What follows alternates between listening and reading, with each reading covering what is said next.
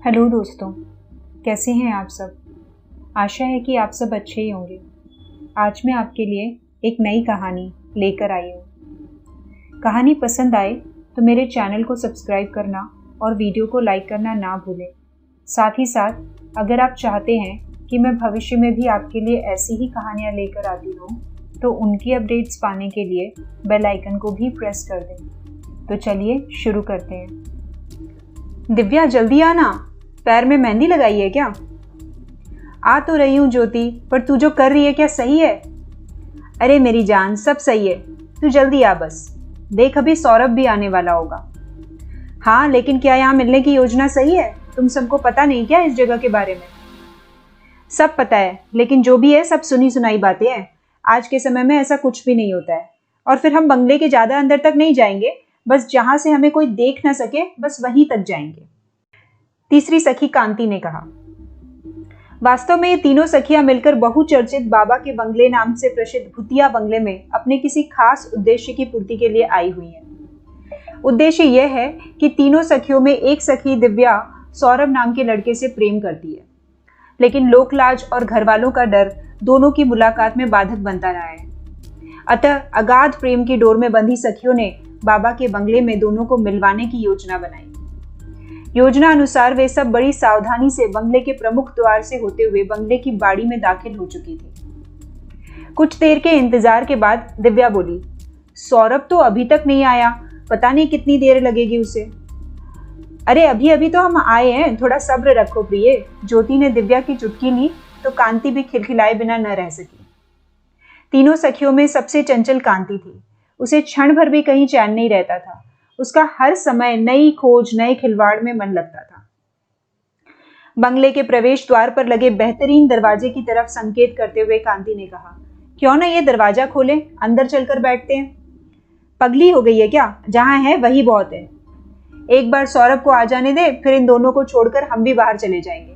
वैसे भी मेरे बाबा ने बताया था, इसका दरवाजा आज तक कोई नहीं खुलवा पाया है। कभी खुला भी तो वो खुलवाने वाले पर काल बनकर टूटा है। समझाते हुए ज्योति बोली। कांति अभी तो बात मान गई, लेकिन उसकी कुलबुलाहट गई नहीं। अचानक से वो मुड़ी और दरवाजे के पास जाकर खड़ी हो गई। जब तक वो दोनों उसे पीछे खींचती, दरवाजा धीरे से चरचराहट के साथ हिलने लगा। कांति के अतिरिक्त दोनों सखियां डर गईं। वो दोनों ही कांति को समझाकर पीछे घसीट रही थी। बावली मत बन कांति, क्यों अपनी जान जोखिम में डाल रही है? अरे छोड़ो भी तुम दोनों, मैं तो आज देख कर ही रहूंगी कि आखिर इसके भीतर ऐसा क्या है जिससे लोग खौफ खाते हैं। तुझे मरना है तो मर, हम तो जा रहे हैं। अभी करने क्या आए थे और क्या करने लगे? झिड़कते हुए ज्योति ने कहा। दोनों जाने ही वाली थी कि उनके भी कदम ठिठक कर रुक गए। दरवाजा अब जोर से चर चर आवाज करते हुए आधा खुल चुका था। कांति बिना सोचे समझे अंदर प्रवेश कर गई। ज्योति और दिव्या दोनों को ही दरवाजे के भीतर से एक मदहोश कर देने वाली आकर्षक खुशबू आने लगी। न चाहते हुए भी वे दोनों कांति के पीछे पीछे चल पड़ी। बड़ी सी नक्काशीदार ड्योढ़ी को पार करते ही दो बड़े स्तंभ, जिस पर शानदार नक्काशी थी, उन दोनों स्तंभों के मध्य मकड़ियों ने अपने जाल से घना आवरण बना रखा था, जिसमें तीनों बुरी तरह फंस चुकी थी। तीनों छटपटाने लगी। जितना उस जाल से निकलने का प्रयास करती, उतनी ही बुरी तरह से उलझ जाती। ज्योति चिढ़ते हुए कांति को कोसने लगी। मैंने बार बार मना किया था, लेकिन ये लड़की अपनी हरकतों से बाज नहीं आने वाली। देखो अब क्या हालत हो गई है हमारी। भट धम जोर से दरवाजा स्वतः ही बंद हो गया। एक तो तीनों मकड़ जाल में उलझी, दूसरे दरवाजे का बंद होना, तीनों की डर से हालत बिगड़ चुकी थी। दिव्या तो सिसकियां भरकर रोने लगी। सब मेरी और सौरभ की वजह से हुआ है। हे भगवान, अब तो आप ही का सहारा है, कुछ भी करके हमें यहां से बचा लो। क्या बचा लो बचा लो? अरे कुछ नहीं हुआ, जाल ही तो है, निकल जाएंगे यहाँ से। और दरवाजा भी तो हवा से ही बंद हुआ है।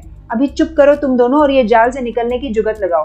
कैसे भी करके दरवाजे की ओर निकलना है। कांति अभी भी निडर होकर दोनों को हड़का रही थी। तभी कांति ने देखा कि ज्योति के बाल के क्लिप से जो भी जाल टकरा रहा था वो टूट जाता। फटाफट उसने क्लिप से सारे जाल काटकर तीनों को मुक्त करवा लिया। एक साथ तीनों फर्श पर धड़ाम से गिरती है। बाहर की बजाय वे बंगले के भीतर की तरफ आ जाती हैं। अंदर घुप अंधेरा था। टूटे फूटे रोशनदान से कभी कभार रोशनी की झलक मिल जाती थी, जो न के ही बराबर थी, जो रोशनी का आभास मात्र करवाती थी। रोशनदान पर तो बाहर से पेड़ पौधों ने बुरी तरह से कब्जा जमा रखा था। अब वे बड़े से दलान में आ चुकी थी। यदा कदा कुछ घिसी पिटी आधी टूटी मूर्तियां दिख जाती तो जो बड़ी विभत्स लगती। तभी उन सबका पैर किसी चट्टान सी मजबूत वस्तु से टकराता है। वे दर्द से कराह उठी, पर दर्द से भी अधिक भय ने उन्हें पीड़ित कर दिया। जब उस वस्तु से बोलने की आवाज आई। क्या हुआ, जोर से लग गई क्या? किसी बुजुर्ग महिला की कांपती आवाज तीनों की बोलती बंद करने की खातिर काफी थी। अचानक उन सबके निकट कहीं से दुधिया रोशनी आने लगी। अब तीनों के सामने एक पुराना जगह जगह से फटा झीनीदार पर्दा लगा हुआ था, जिसके पीछे निश्चित रूप से कोई बैठा हुआ था। कांति ने पर्दा हटा दिया। तीनों सिहर उठी। पत्थर के विशाल सिंहासन पर एक महिला की शिला आकृति खुले बालों में अधलेटी। उसके बाल इतने लंबे थे कि जमीन को स्पर्श कर रहे थे। साथ वो उलझे और कठोर जो बरगद की लताओं का एहसास करवा रहे थे। बढ़े हुए नाखून और कपड़ों की सलवटें एकदम जीवंत लग रही थी। चेहरे पर उकेरी झुर्रियां कलाकार की झेनी हथौड़ी का बखान कर रही थी। जो भी था, लेकिन वो थी बड़ी डरावनी। कांति अपने उतावलेपन में, देखो तो इसके बाल कैसे मजबूत जमीन में बिखरे हैं, बोलते हुए जाकर उसी पर बैठ जाती है। कांति, अब ऐसा कुछ भी मत कर जिससे हम किसी नई मुसीबत में फंस जाएं। अभी बस यहाँ से निकलने का रास्ता ढूंढ, ज्योति घबराते हुए बोली। लेकिन कांति किसी भयानक शिलाकृति की परखदार सी उसे तराश रही थी। कभी उसके बालों को सहलाती तो कभी उसके हाथ के लंबे नाखून और हथेली पर उभरी झुर्रियों को स्पर्श करती, सुखद अनुभूति करती। तभी उसे वो सख्त नाखून धीरे से चुभ गया। कांति की पीड़ा भरी चीख निकल गई। फिर दोनों उसे वहां से घसीटने लगी, लेकिन कांति उसके चेहरे पर मोहित हो उसे टकटकी लगाए हुए थी। इस बार तीनों ने महसूस किया उस झुर्रीदार गालों पर होठों को फैलते हुए। दोनों सखियों के पैर डर से थर थर कांप उठे। बढ़ती हृदय गति, उनकी जुबान की हकलाहट उनके डर का प्रमाण थे।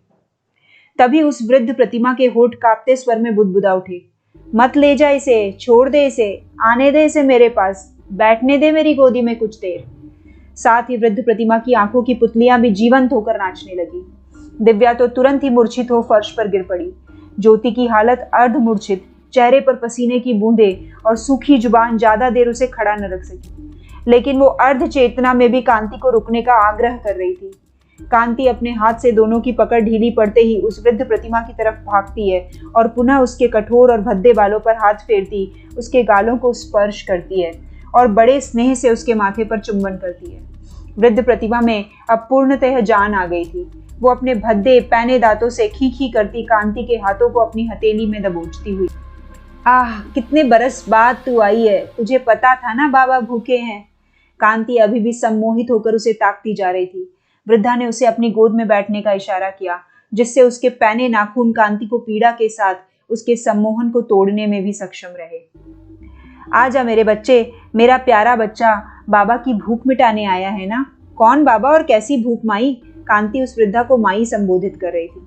ये सब घटनाक्रम ज्योति स्पष्ट रूप से देख रही थी, लेकिन वो अपनी जगह से हिल भी नहीं पा रही थी, न ही कुछ बोल पा रही थी। जा, उसी कमरे में है तेरे बाबा, जा देख, कब से भूखे तेरी राह ताक रहे हैं। वो वृद्धा पीछे बने एक कमरे की तरफ इशारा करती है। कांति कमरे की तरफ बढ़ती है। तभी वृद्धा उसे टोकते हुए, ओ बच्चे, इन दोनों को भी ले चलना साथ, तेरे बाबा बहुत खुश होंगे। कांति ने ज्योति और दिव्या का हाथ पकड़ घसीट कर उस कमरे तक ले गई। उस कमरे में घुप ने अपने पैर पसारे हुए थे। कमरे के कोने में एक जलती भट्टी से जो रोशनी आ रही थी, उससे सब कुछ धुमिल धुमिल सा नजर आ रहा था। उस भट्टी पर बड़ा सा पतीला चढ़ा हुआ था। बड़े से पलंग पर एक कंकाल लेटा था, जिसने अच्छे से चादर ओढ़ रखी थी। कमरे की पूरी दीवार मकड़ियों के जाले और कीट पतंगों से ढकी हुई थी। कांति कंकाल के निकट जाकर बैठ गई और उसे गौर से देखती है। तभी पीछे से वो अपने ऊपर भारी वजन का एहसास करती है। मुड़कर देखा तो वही वृद्धा आकर खड़ी थी। उसके बाल भी उसके साथ घिसट रहे थे, जो पहले से लंबा और भद्दा हो चला था। माई, आप यहाँ कैसे? सकपकाई हुई कांति ने पूछा। मुझे कौन रोक सके है मेरी बच्ची। चल, अब आ ही गई है तो बाबा के लिए खाना पका दे मेरे बच्चे। बाबा सदियों से भूखे हैं, मुझसे अब खाना पकाया नहीं जाता है, तू जरा मदद तो कर मेरी बच्ची। पर बाबा हैं कहाँ माई? कांति ने पूछा। वो क्या सो रहे हैं बिस्तर में, देख तो सही, लेकिन ये कंकाल है। कांति को भी अब घबराहट होने लगी। उसे घुटन होने लगी और वह कैसे भी वहां से भाग जाना चाहती थी। वृद्धा कांति के मनोभावों को समझते हुए, ही, अब तू नहीं भाग सकती। बिना खाना पकाए तुझे बिल्कुल भी नहीं जाने दूंगी। अब यहाँ का कोई भी दरवाजा मेरी इजाजत के बिना नहीं खुल सकता। ला दे, कहाँ पकाना है खाना दे मुझे, अभी पकाती हूँ, लेकिन उसके बाद हमें जाने देना। कांति झुंझलाई। वृद्धा ने भट्टी पर चढ़े पतीले के पास कांति को बैठाती है और बड़े पतीले में खौलते पानी को दिखाकर पूछती है, देख तो जरा मांस डालने लायक पानी हुआ कि नहीं। कौन सा मांस? मैं ना मांस खाती हूँ ना ही बनाती हूँ, हमें जाने दे यहाँ से। अरे कितनी मुश्किल से तो तू आई है मेरी बहादुर बच्ची, फिर बिना भूख मिठाई कैसे जाने दूं भला। ला अच्छा दे, मांस पका दूं, लेकिन फिर हमें मुक्त कर देना। कांति की सारी हेकड़ी अब निकल चुकी थी। अब वह वहां से किसी भी तरह निकलना चाहती थी बस। हाँ देती हूँ, पहले उसे तैयार तो हो जाने दे। उसने दिव्या और ज्योति की तरफ इशारा किया। कांति सिहर गई। क्या मतलब? बोलते बोलते रुक गई। हाँ, इस पानी की भाप जब ऊपर दिखने लगेगी तब समझ जाना कि ये दोनों उसमें पकने लायक, मेरे और तेरे बाबा के खाने लायक हो गई हैं। तू पागल है बुढ़िया? मैं अपनी सखियों को भला क्यों पकाऊंगी? क्योंकि तू एक बहादुर बच्ची है, और सदियों बाद इतनी बहादुर और गुणी बच्ची, वो भी भोजन के साथ आई है। फिर कैसे जाने दूं तुम सबको? कांति अब अपने किए पर पछताने लगी। अपने साथ उसने अपनी सखियों को भी जोखिम में डाल दिया था। वृद्धा बोली, अच्छा चल, जब तक पानी से भाप बाहर नहीं आ जाती और इन दोनों की चेतना नहीं आती तब तक मेरे बालों में कंघी डाल दे। बड़े दिनों से सुलझे नहीं है, और फिर ये पानी अर्ध मूर्छित भोजन स्वीकार भी तो नहीं करता। कांति के पास अब उसकी बातें मानने के सिवाय कोई चारा नहीं बचा। वृद्धा हथेली नुमा हड्डी उसे पकड़ाती है, जिसकी उंगलियों से उसके बाल सवार रहे थे। कांति कांपते हाथों से उसे पकड़ती है। डर मेरी बच्ची, ये तेरी तरह ही एक बहादुर बच्चे का हाथ है। पिछली बार भोजन किया था इसका, बड़ा स्वादिष्ट था। ये हाथ अच्छा लगा तो बाल संवारने के लिए संभाल कर रख लिया था।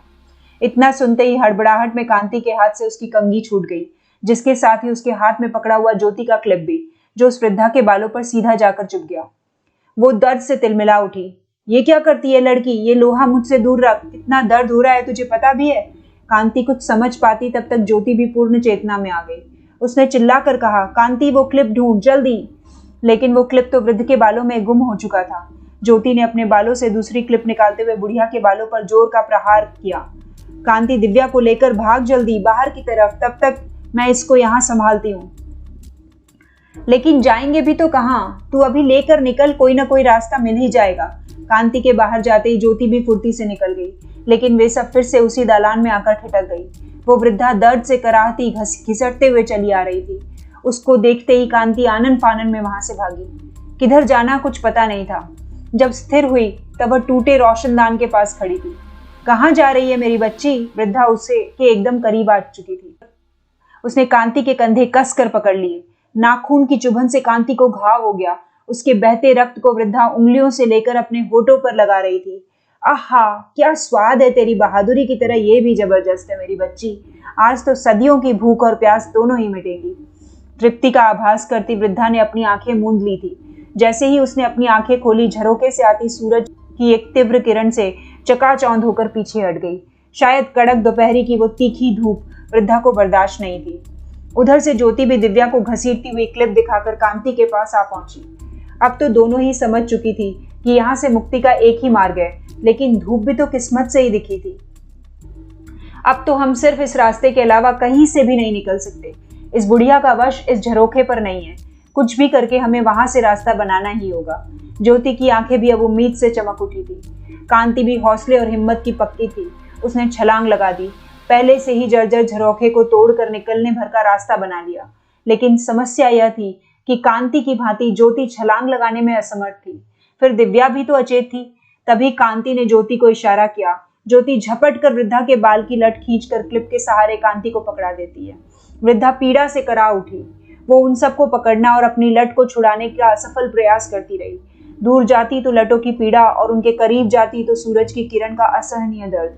उसकी इस कमजोरी का फायदा उठाते हुए तीनों सखियां सुरक्षित वहां से निकल गई। बंगले की बाड़ी में पहुंचकर दोनों ने पहले दिव्या की चेतना वापस लाई। सौरभ अभी तक नहीं आया, हमें यहाँ से चलना चाहिए, इससे पहले कि कोई मुसीबत हमें घेर ले। दिव्या चेत में आते ही बोली। दिव्या को अब तक पिछला कुछ भी याद नहीं था। कांति और ज्योति मुस्कुराते हुए, नहीं नहीं सखी, कोई मुसीबत नहीं आएगी, हम है ना, चलो अभी घर चलते हैं, सौरभ से बाद में मिल लेना। तीनों बंगले के मुख्य द्वार से निकलने लगी, तभी सौरभ वहां चहलकदमी करते दिखाई दिया। अरे तुम सब अंदर थी, मैं यहाँ कब से तुम सबका इंतजार कर रहा था। सौरभ थोड़ा सा परेशान भी लग रहा था, लेकिन वो तीनों बिना कुछ बोले वहां से अपने अपने घर की तरफ निकल गई। कांति और ज्योति तो बिल्कुल स्वस्थ थी, लेकिन दिव्या महीनों ज्वर में बिस्तर पर पड़ी रही। किसी को कुछ समझ नहीं आ रहा था कि ये स्वस्थ कैसे होगी। सभी कांति और ज्योति से एक ही प्रश्न करते कि कहीं बाबा के बंगले की बाड़ी तक तो नहीं गए थे तुम सब। दोनों सीधे ना में सिर हिलाते हुए एक दूसरे को देखकर मुस्कुरा देती।